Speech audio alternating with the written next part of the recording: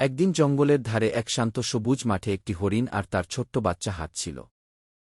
একদিন সে দেখে একটি ছোট লাল প্যাকেটের মতো কিছু মাটিতে পড়ে আছে।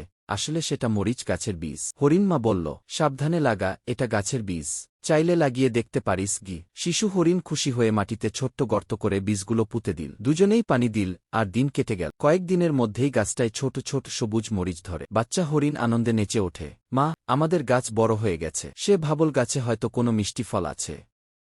সে কাছে এসে একটি মরিচ ছিঁড়ে মুখে দি। মাত্র 1 সেকেন্ড। না, ঝাল ঝাল। একই! বানর লাফাতে লাফাতে দৌড়াতে লাগ। কখনো গাছে উঠছে, কখনো নিচে নেমে পানি খুঁজছে, কখনো জিভ বের করে বাতাস খাচ্ছে। হরিণ মা আর তার বাচ্চা হাসতে হাসতে গড়াগড়ি খায়। বাচ্চা হরিণ বলে, দুষ্টুমি করলে এমনই হয়। শেষে বানর নদীর ধার থেকে পানি খেয়ে শান্ত হল, কিন্তু আর কখনো অন্যের গাছ নষ্ট করার সাহস পেল না। আর হরিণ মা ও তার বাচ্চা সেই মরিচ গাছটাকে আগের মতোই ভালোবাসা দিয়ে যত্ন করতে লাগল। এভাবেই একটি ছোট্ট মরিচ গাছ শেখাল দুষ্ট বানরকে, অন্যের জিনিস নষ্ট করা মোটেও ভালো নয়।